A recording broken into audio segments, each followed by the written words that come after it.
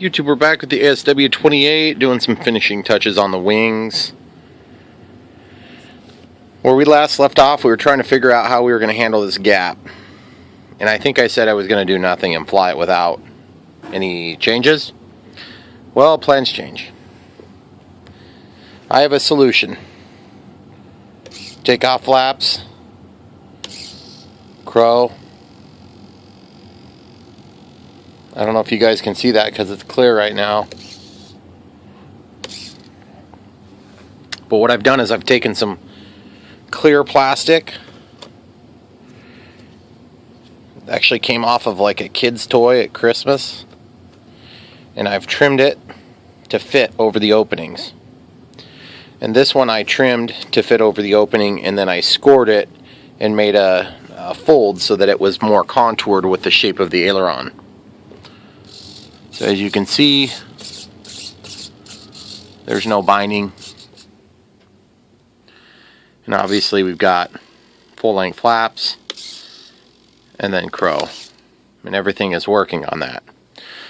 So that's what I think I want to do. And I just wanted to give you guys a shot of that real quick before we continued.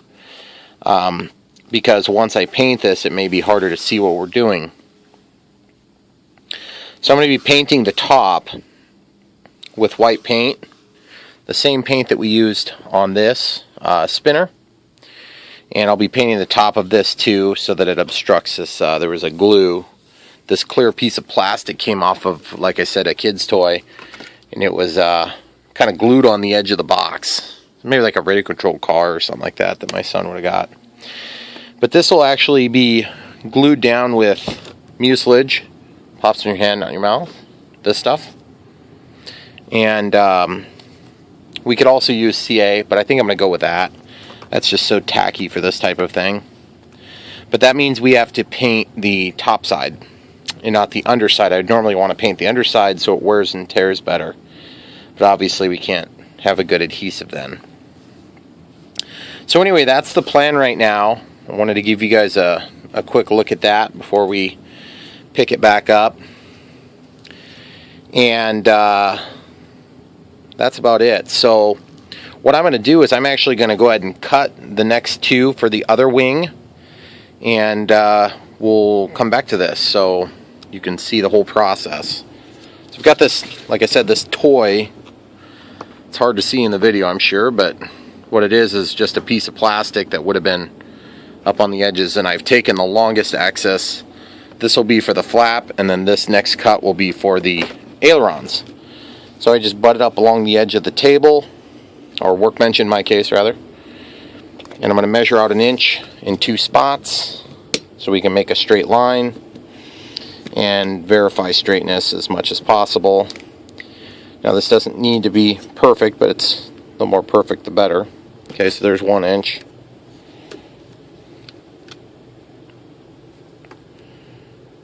There's 1 inch. So now what we're going to do, I arbitrarily decided on 1 inch based on the gap, and that gives me some overlap. Now what we're cutting now is actually the ailerons, and that's because this opening is wide enough to get the whole thing in one shot. You could do it in multiple pieces, but I probably wouldn't recommend it. Okay, so I'm on my mark with this level. Just make sure we're extending beyond on both sides.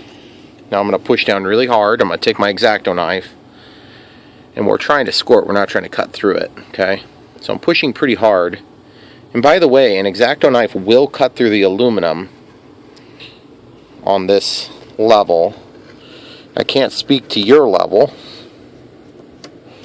but my guess is it's probably similar to mine. Okay, so then you can expose that so you can see your score mark. And then I just bring it to the edge of the table. And I had a couple that cracked on me, so it took a couple to get it right. And so I'm just working it slowly down. I don't want to break it prematurely and have it crack. Okay, so that's why I'm doing it kind of slow. And it seems to be working well. You can see it's got that white line now where we made our cut. And now we can just go ahead and fold it. And then once it's folded in half, it'll pretty much just snap right off. when we bring it back to center. Okay? Simple enough. Wipe off the excess junk, and then we've got this part, so we'll make sure we don't need that edge. So we'll come down to the other edge. There's also a seam. We'll cut that off, and then we're left with this piece. We do have one seam in the middle, which is fine. It'll be painted. You can see how that's going to work, guys. Okay? So then the flap was a little bit shorter, so we were able to do it on this shorter piece. And don't forget to have your alcohol ready to wipe off your marks and everything, because you don't want to leave your marks on there, of course. Now we've got that glue or adhesive under there. It's not really too critical, but if it's going to bother you too much, then cut it out of another piece. Okay, so I've got this squared up. We'll do the exact same process here. Being as you can't even really see what I'm doing, I'm going to pause and we'll come right back. Alright guys, so I've got both of those pieces cut now, and I've got the wings sitting out here together. And one thing I want to just point out to you is when you have differential in, don't get freaked out because they won't look like they're moving the same amount. That's because they aren't. And I don't know why. I figured I'd mention that, but if you guys aren't new to using features like differential, it can cause a little confusion. So don't worry, it's not messed up.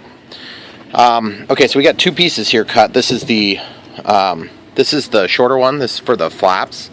And so you saw kind of what I did over here, but what I'll have to do over here is all the steps. And so I wanted you guys to see how I did it. It's really easy. And to be perfectly honest, in hindsight, the way that I extended the wing control surfaces on the old one may have been easier. May have is an understatement, but I think that this is still going to be a better overall solution. Okay, so I'm going to line that up. Then I've just got a Sharpie here.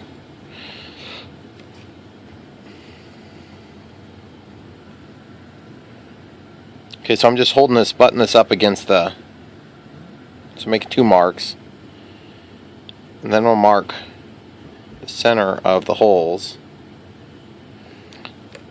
Okay.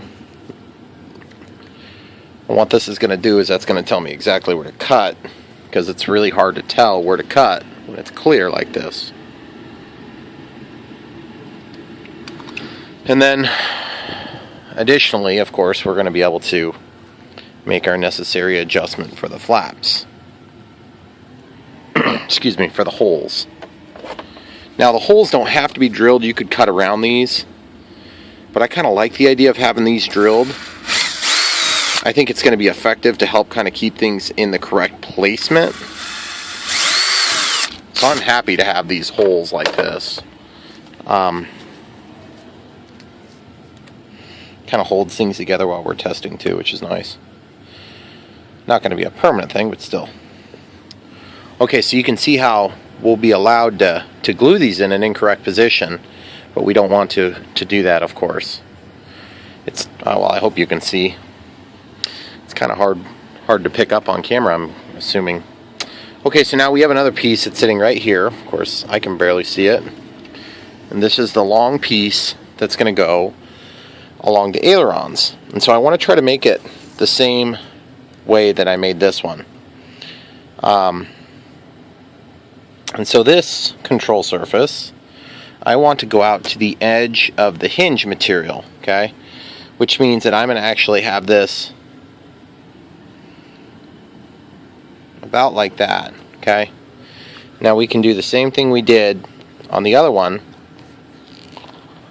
The only difference this time is that we're going to be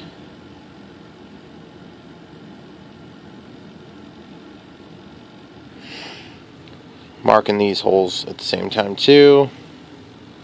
And yes, I'm putting pressure on that servo and it's probably not liking it too much. But too bad, so sad. There's one more thing we have to mark on there, and that's going to be for the length. But we have to make our other cuts first in order to get things laying straight and flat. Okay? So we'll just run that right down the cut point. Got a little bit of alcohol in this rag so we can wipe off those marks. Now I do need to warn you about something, guys. If you have the stock ESC, the stock ESC will not like sitting there like this while you're doing other parts of your project. In fact, you might have problems. You might kill your BEC, and I think that's what I did to kill my BEC on the first one. Now remember, I've got this ESC with an S-back, so I can actually touch the S-back, and it's not even warm. None of this is warm. It's been sitting here for, I don't know, 20 minutes or something. And that's testament to how effective and how much more efficient those S-backs are, because they're just not really doing anything right now other than running these awesome lights, these wonderful nav lights. Okay, so I'm just going to kind of hold that where I think I want it to be, and I can tip it down until it's just touching the hinge where I want it to be, similar to the other one.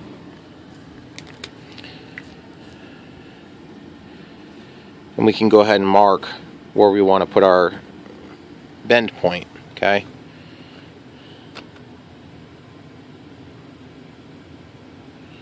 Okay, so we got 2 marks. Now we'll come back over and we'll very carefully do this step because I don't want to have to redo all this junk.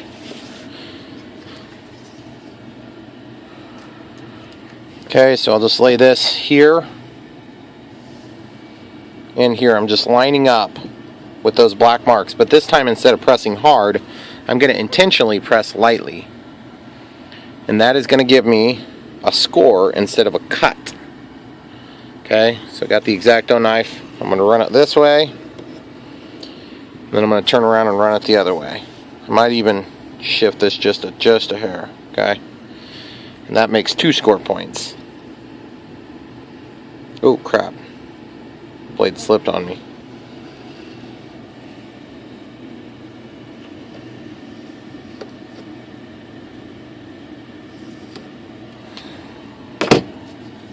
Okay, so you'll see what I did there. I made that nasty little score at the end. That was not intentional, of course. And you'll notice that these holes are right next to the fold point. Well, that's the way it was on the other one too, so good for me. Okay, so I'm going to start down here since I have my screw up down on the other end. Now, I'm not trying to fold this off to break it. I'm just trying to get it started. And that's really all I'm going to do. I'm not really going to ever finish this fold. I don't want to finish the fold. I just want it to have this for strength. But that cut is there to help guide the bend. It's not there to break the plastic like on the last one. Okay? Okay? So you can see I got a little bit too far on that crease. Right at this spot. But it's okay. It'll work okay. So then the next thing I've got to do is I've got to move the control surfaces to ensure that they'll stay free within movement.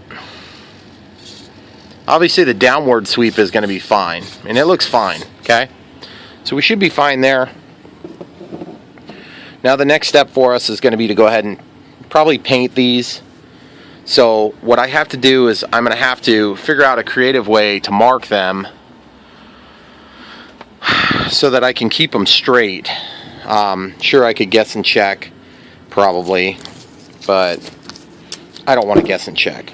So what I'll do is I'll just mark, I'll just number them so it's easy. Plus then I can keep track of which side to paint. So this is going to be the, I get confused when I detach these things, the wings, for the simple fact that left wing and right wing, I mean, you can sit there and figure it out, but I've made mistakes that way before too. So let's call this 2, 2. And what we're going to do is we're going to pull these off. This one I taped down just as a preliminary test. I wanted to make sure that once it was tight, we wouldn't have some geometrical change. I don't even know if that's a word, but I just used it, so. Okay. And we're going to tape this on the bottom. And I'm just thinking, you know what? Maybe I should not put that on the edge.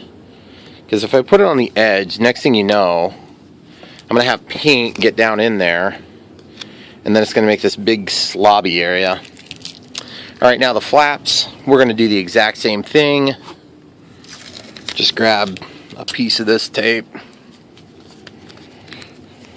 rip it into 4 parts. And there's nothing really magical about this, just number them.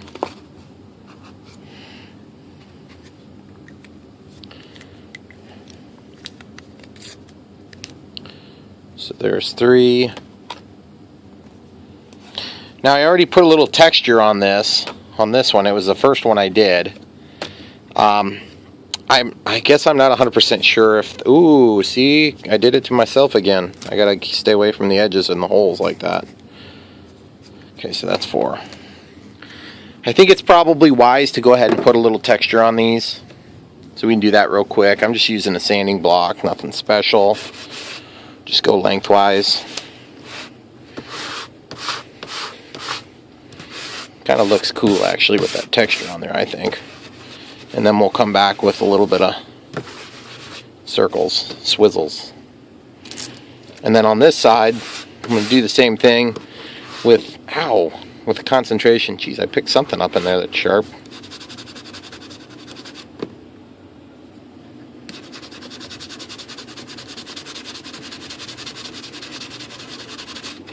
That's just going to be a concentration on the little glue spots. But truth is, the glue spots aren't going to be seen for sure. And so it's really not of major concern. Or it shouldn't be.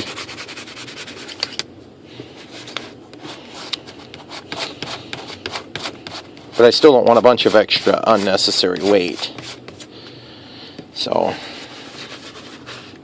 Alright, so we got that one done. We're going to go back through and do all of them that same way. And we'll come back when we're ready to paint. I'll pause it for now. Alright guys, this is what we used last time. This Rust-Oleum Painter's Touch Ultra Coverage ×2 or whatever it is. This is a primer, and then this is the lacquer. The lacquer ended up working out okay for a nice smooth finish, but I don't really want a smooth finish. And I don't want to do 2 or 3 or 4 different coats. So I got my fan going, this sucks the air out, and I got a heater going, just on the low setting. I'm going to actually shut that off for a second. We're going to try for a nice light coat, get it started. We've already warmed up the pieces a little bit.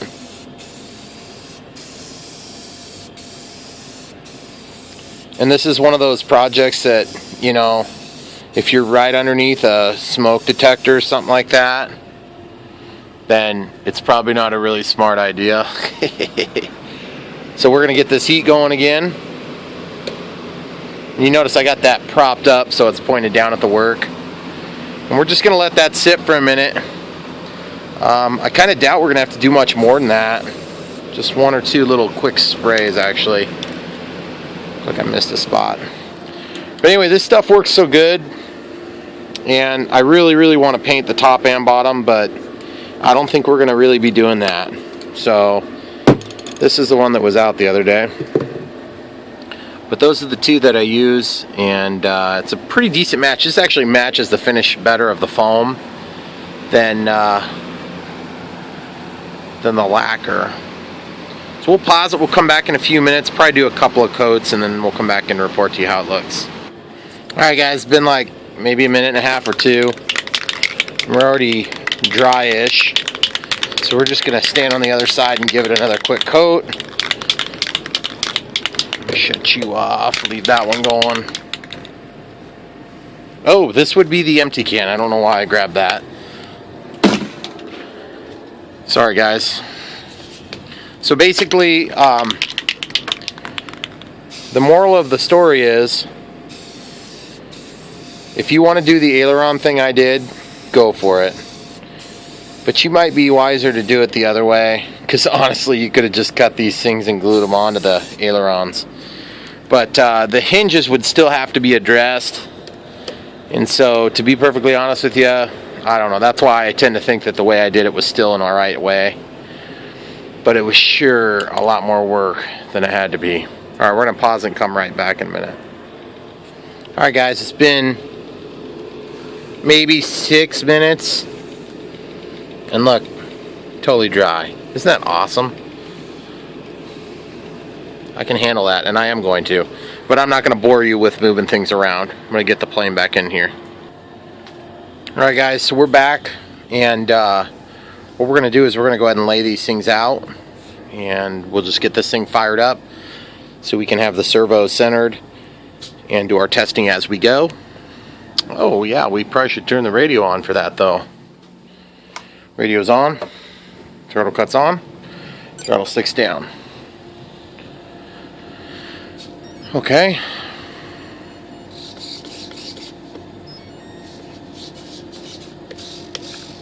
Okay, everything's working. So now we'll go ahead and lay these out according to the numbers. This happens to be number 2. Now I put texture on both sides of these so that we could take some glue. So the glue would actually... Look at that match, guys. That's a good match. I'm happy with the way that looks. Sweet. Okay, so we'll get them laid out and come right back. Alright guys, so they're all in position. And now it's just a matter of getting this mucilage on there, which is glue. And I'm going to apply it to the plastic, and then I'm going to work it onto each position. And that'll be that. It'll be really, hopefully, fairly simple process. Understanding that we're only going to have mucilage on this half, because the other half is going to be exposed from the bottom. Kind of avoid by the screws and stuff, because it's not like you're going to need that much glue to keep it in place. Okay, so now this stuff, you can rub it off your fingers if you just get a little bit on there, but you don't want to go crazy with having lots of it, especially dealing with fresh paint. Okay, so now I'm going to take a Q-tip and I'm just going to work it, just like this. Okay, it's simple, it's easy, and it's effective. Okay, we're just going to try to kind of broaden up our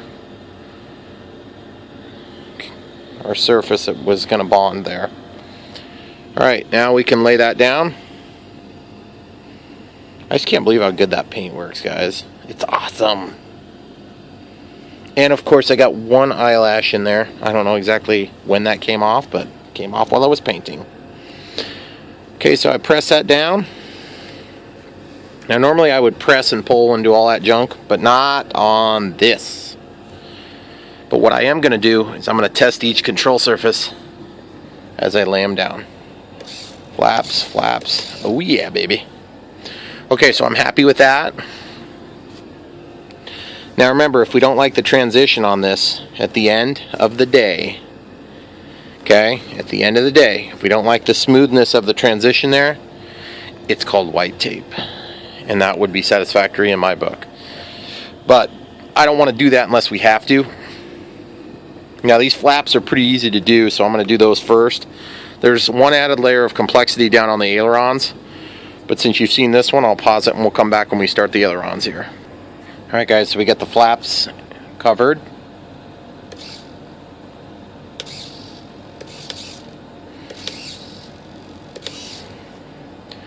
Should work really nice. So now we have to go ahead and glue down the aileron pieces.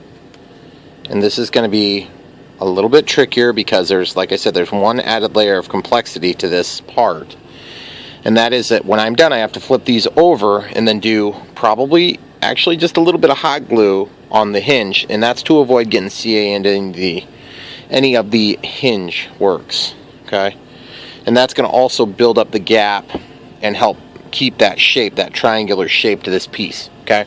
So we're going to glue the inside portion. And when we're done with that, we'll go ahead and probably get both of them done, and then I'll unpause it and we'll show you the hot glue process. So, you know how I call this pops in your hand, not in your mouth? Well, look what's happening to the tube. You better squeeze from the bottom, or this thing will pop in your hand. And yes, It's a huge mess if that happens. You will not like this glue if that happens to you. And that ultrasonic weld on the end is not that strong. So occasionally I have to make a concerted effort to move my hand to the back so that it doesn't break. Oh, there it goes.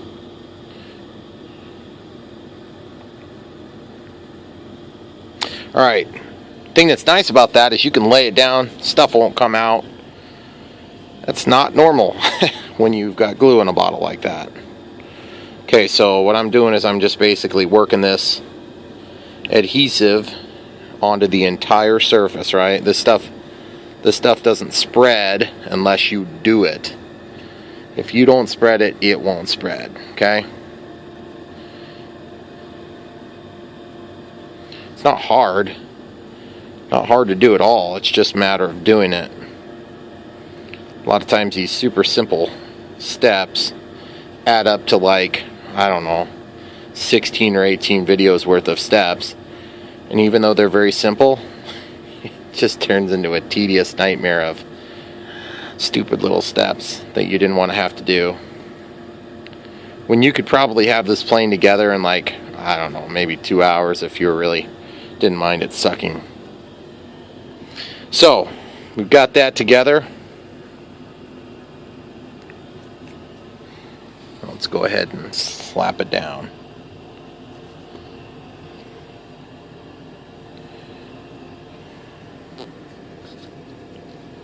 Cool. Just press it into place. Don't overthink it. Overthinking it will not matter. It won't change anything. Positionally where it sits, it won't change how it looks. It will only make your life more stressful. Alright, so now let's test. This is an important test for clearance of the aileron. Oh yeah, baby. And then we are going to pull this down tight from the bottom side with the hot glue, okay? So we don't have to worry about the bottom lifting up when the aileron collapses this gap upon an upward motion, okay? So we'll just leave that the way it is. We'll let this glue set up a little bit more. And then we'll come back to that one. Let's get the other one done and we'll pause it for that portion. Okay, so we got them glued on with the mucilage. So now we'll just flip them upside down. And we'll do just like we've been doing this whole series. I won't make you watch 47 of the same things. So I'm just going to hold this up tight. In fact, I'll want to start with a nice clean tip on here. Just hold this up like that. Just a little bit of glue. And then make sure you've got a couple of Q-tips close by because you're going to want to manipulate where that glue goes.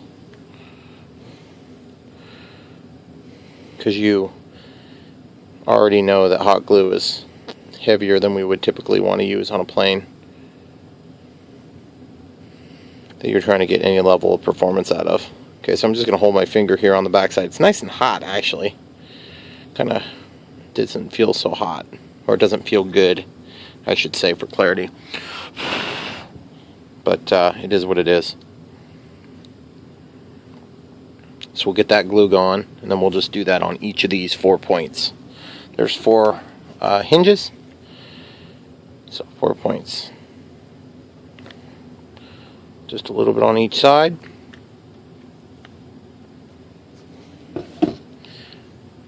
And the hot glue gun is unplugged, so we'll try to work quick enough that we don't have it cool. I don't think we will cool though.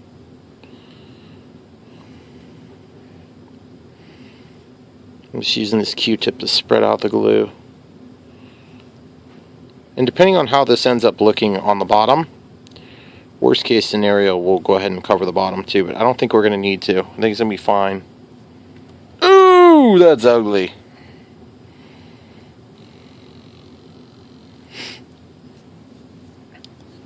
So basically, once this is all done, we should be able to go ahead and test it real quick for clearance.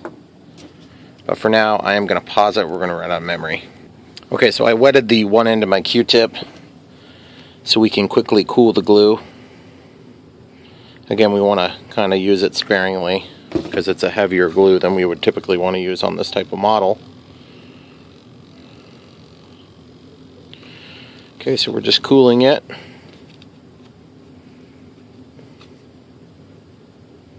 And we can shape it as well.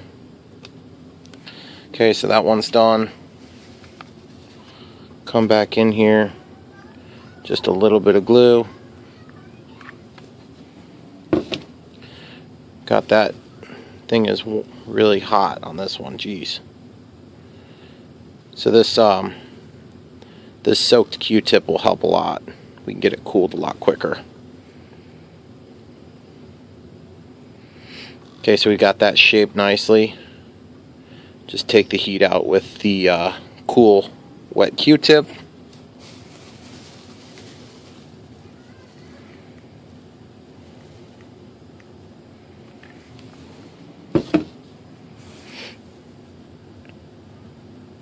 Then we'll just shape it. And that's going to help to kind of keep the position the same. Alright, so we'll pause it here, let this cool, and we'll show you the finished result. Okay, so the aileron movement is totally free now.